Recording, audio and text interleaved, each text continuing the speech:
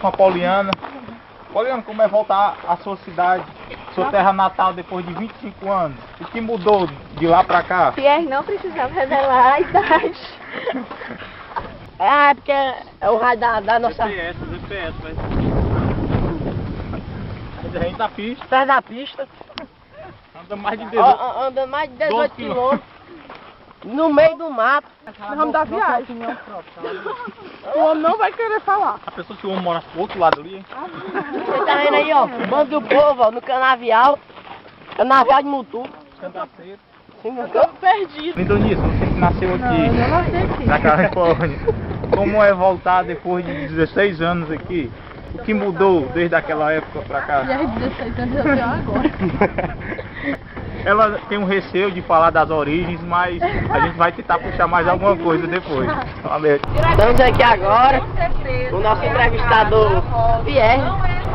Ele não quer dar nenhuma... A viagem tá turbulenta, não tem como ser agora não. Vai mostrar a Poliana ali, ó. Pontinho vermelho dentro do ônibus é a cabeça Poliana. Oi, Pierre. E agora, por onde? Hein, Carla, é por onde? Por onde é?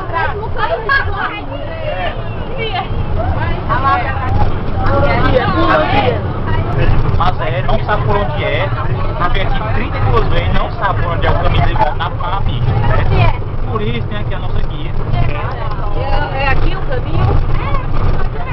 Ela ainda não tem que merendar, porque mas chegou ela como guia e ela tá com fome, mas não consegue comer, relaxado. Meu filho, eu comi, tá?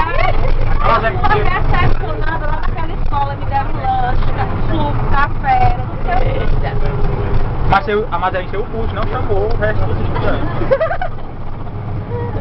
Nós comemos lá, faltou. Eu comi tanto.